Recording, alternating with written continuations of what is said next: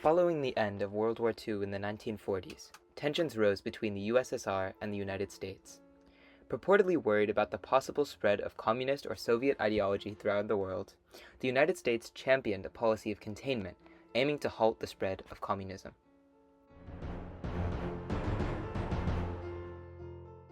While publicly holding a policy of non-interventionism, the United States formed the Central Intelligence Agency, or CIA, to spy on other countries and, in part, to squash communist uprisings as they began to take root.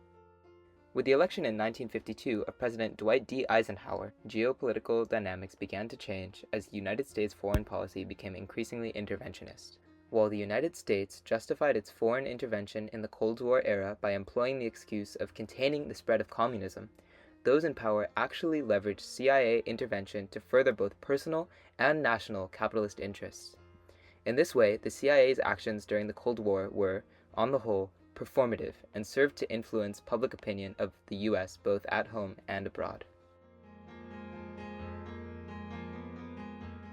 In early 1953, as Eisenhower was planning to take office, Iranian oil was controlled by the Anglo-Persian Oil Company, today known as British Petroleum, or BP. In contrast to King Mohammad Reza Shah's flexibility to Western interests, newly elected Iranian Prime Minister Mohammad Mossadegh sought to nationalize the country's oil, which was majority controlled by BP. According to a top-secret report by CIA historian Scott A. Koch, the British, through the MI6, informed the CIA that a regime change should be strongly considered, citing, quote, serious communist threat. On January 9, 1953, 11 days before Eisenhower's inauguration, President Harry Truman was briefed on the situation. The CIA did not, at the time, feel intervention to be necessary. Directly following Eisenhower's inauguration, on January 26, 1953, John Foster Dulles took office as Secretary of State, with his brother, Allen Dulles, taking the helm of the CIA as the Director of Central Intelligence exactly 1 month later. Within a few months after this power shift, the CIA sent money to support their new operation TP Ajax in Iran, with their sights set on dethroning Mossadegh in favor of the Shah. This operation was so private that it was exempted from usual project oversight committees.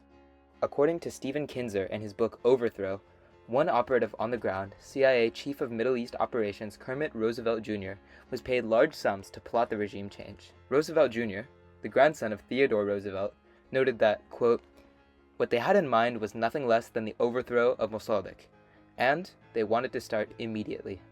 The CIA then set out to back up their mere statements with heavy ammunition.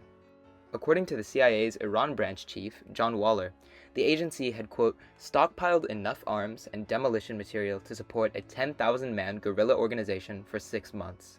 Armed with these resources and gaining public approval through bribery, black propaganda, and terrorism, the United States attempted a direct overthrow of Mossadegh. After this attempt failed, the CIA ordered the removal of all troops and took a tentative stance that ultimately, quote, whatever his faults, Mossadegh had no love for the Russians, and timely aid might enable him to keep communism in check, without the need for direct public intervention. Still, key agents on the ground failed to receive this message, and with the support of the swayed public, Mossadegh was ultimately covertly overthrown, with the United States publicly supporting the Shah's rule. Under the rule of the Shah, the Consortium Agreement of 1954 was signed, granting 50% ownership of Iranian oil production to Western oil companies like BP. As such, the United States now had significant sway in the production, export, and price setting of Iranian oil sent to the States. This win of sorts would prove to be a powerful precedent for U.S. foreign policy. The U.S. now had experience implementing a coup to further its own interests. This event, the, quote, first peacetime use of covert action by the United States to overthrow a foreign government, would not be the last. In the case of Iran, the CIA showed they could not just contain so-called communist uprisings, but could also sway public perception to intervene abroad. The testing ground that was Iran and Operation TP Ajax would set powerful precedent for the future of U.S. policy in the interventionist era. Just as much of the tension in Iran arose from disputes over oil control, leading to the coup, U.S. intervention in Guatemala in 1954 had strong ties to American capitalist interests in the region. The United Fruit Company, or UFC, had rose to prominence in South America, harvesting bananas to be exported to the United States. Interestingly, the Dulles brothers themselves had financial ties to the company, serving as legal advisors under the firm Sullivan and Cromwell. This connection, as well as the brothers' positions in the US government, meant they could leverage the same techniques used in Iran for personal gain. In 1951, Guatemala was the main operating center of the UFC. President Jacobo Arbenz took office with a plan to nationalize the banana industry, pledging funds for the UFC's land. This move was seen by the CIA, headed by the UFC tied Dulles, as a threat to the American economy. Just as Mossadeg's nationalization would harm US interests, so too would the loss of UFC profit. While there was no direct tie here to communism, the mention of nationalized resources led to the United States justifying their response under the guise of combating communism. The CIA then launched Operation PB Success, with a six-pronged plan to overthrow Arbenz in favor of a new ruler, Armas, whose policies were more amenable to the interests of the UFC. The six-stage plan was as follows. Stage 1, staffing and assessment, conducting a field survey. This was the planning stage. Stage 2, preliminary conditioning. This stage involved moving resources to the field and training a paramilitary force. Stage 3, build-up. In this stage, the CIA hoped to increase antagonism towards the target regime and apply economic and diplomatic pressures. Stage 4, critical period. Applying maximum economic pressure, employing propaganda, and preparing the military force. Stage 5, showdown. Implementing an aggressive sabotage plan, issuing an ultimatum to the target regime, instigating a popular uprising if the ultimatum failed, and securing position and restoring order. Stage 6, consolidation. Rounding up supposed communists and collaborators, forming a new government, announcing long-term domestic and foreign policies, offering aid from the United States, and terminating Operation PB Success. Stages 3 and 4 of this plan were perhaps the most critical. Building on their direct influencing skills in Iran, the CIA employed more covert tactics, using the newly formed Psychological Strategy Board to bring propaganda to the region.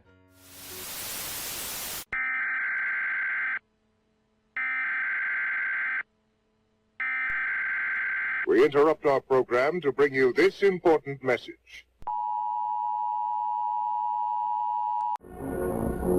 Atención Guatemala, atención guatemaltecos, Radio Liberación en 6.360 kilociclos onda corta les habla. Esta es la emisora clandestina del Movimiento Libertador Guatemalteco, hablando en su frecuencia de 6.360 kilociclos onda corta y desde algún lugar secreto de la República. Escúchenos usted y sabrá la realidad del momento político porque atraviesa Guatemala y los progresos irrefutables del gran movimiento libertador. Durante el transcurso de nuestras transmisiones diarias, damos a ustedes música, comentarios y noticias en general, y demostramos palpablemente el crimen de la dominación comunista y la fuerza incontenible de nuestra gran cruzada de liberación. En el aire, los transmisores clandestinos de Radio Liberación de Guatemala en 6.360 kilociclos onda corta.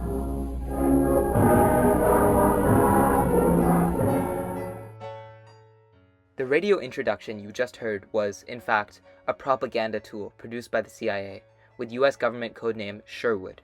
This fake Guatemalan radio service, called Radio Liberación, or Liberation Radio, broadcast from Lower Florida into the region to further anti-Arbenz sentiment, exemplifies some of the earliest propaganda produced by the CIA. Much like the British in Iran, the CIA strongly considered assassinating Arbenz throughout the operation. Ultimately, though, this was not necessary, as Arbenz was forced to resign on June 27, 1954. Como mi gobierno ha sido acusado de ser de naturaleza comunista, sin que hayamos podido desvanecer que no lo es, aun cuando hemos empleado todos los medios para convencer a los elementos reaccionarios del mundo de que lo sostenido por los círculos gobernantes norteamericanos es una patraña, y como estos círculos harán más despiadada la agresión contra Guatemala, he tomado una dolorosa y cruel determinación. As the new ruler of Guatemala, who was extremely amenable to U.S. concerns, was put in place, the UFC saw a time of great success in the region, ultimately transforming into the Chiquita Banana Company of today. While the company thrived, Guatemala itself entered a period of political instability and violence. The new ruler, Castillo Armas, became dictatorial, sparking a brutal civil war lasting until 1996. While the United States initially saw the operation as successful in terms of toppling perceived threats, over time it proved to increase further anti-US sentiment as unrest festered in post-intervention South America. In acknowledging the coup, Dulles publicly said the following: "Everywhere, the people of the United States and of the other American republics can feel that at least one grave danger has been averted. Also, an example has been set which promises increased security for the future. The ambitious and the unscrupulous will be less prone to feel that communism is the wave of their future." Through intervention in Guatemala, the CIA experimented for the first time with large-scale psychological warfare, strengthening their experience in propaganda applied to foreign intervention.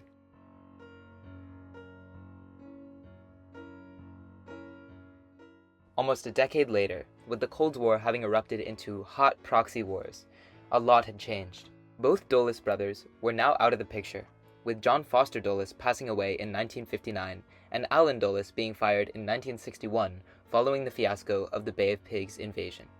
At this time, President John F. Kennedy was in office. According to the Office of the Historian, while anti-communism was not a key part of his presidential bid, Kennedy attached great importance to foreign policy. Once in power, Kennedy appointed John A. McCone as the new Director of Central Intelligence in Allen's place, who emphasized covert action over all else. The 1950s through 1970s marked a period of decolonization in Africa, with Belgium relinquishing control of the Democratic Republic of the Congo to the people in 1960. Independence was followed by a series of secessionist movements, and the early 1960s were marked by severe upheaval in the region over the question of control. Similar to the way the British had its sights set on the oil of Iran, and the US-based UFC had interest in the crops of Guatemala, Belgium maintained an interest in the natural resources of the Congo. Yet, in this post-colonial nation, anti-Belgium sentiment was understandably strong. Of interest to the players in the Cold War was the Congo's uranium reserves.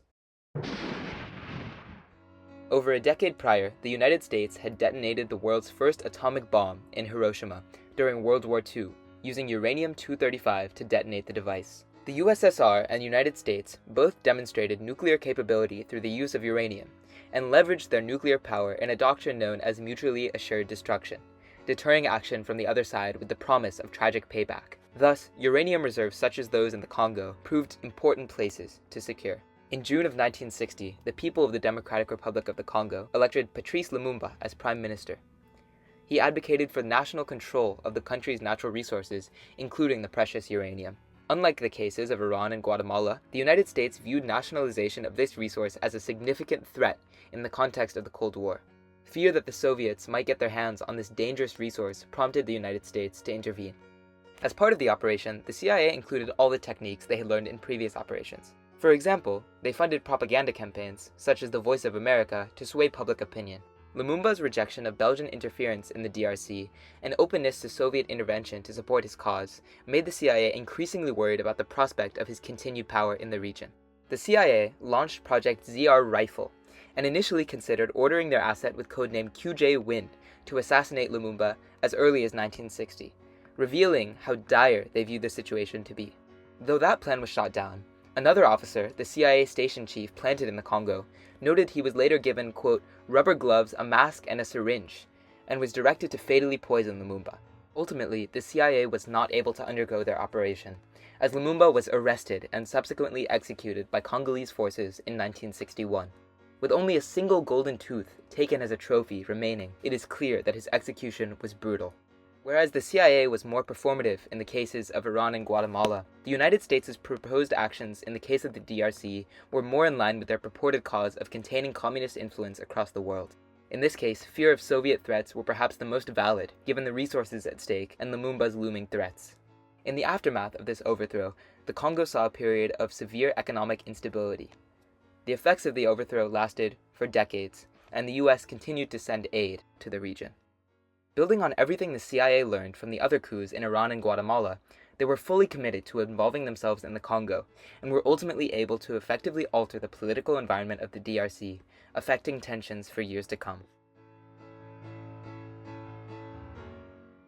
In the 20 years following World War II and the establishment of the CIA, the agency became increasingly involved in foreign regime intervention, expanding its use of propaganda, psychological operations, and economical influence to effectively further the United States' own capital interests. Sometimes working with other governments and even resorting to assassination in dire circumstances, the CIA masked its meddling under the pretense of communist containment, no matter the extent of Soviet influence in the regions in question.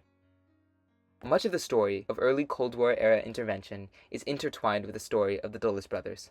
Perhaps the most revealing of the Dulles' involvement is the following quote. Do you realize my responsibilities? I have to send people out to get killed. Who else in this country in peacetime has the right to do that?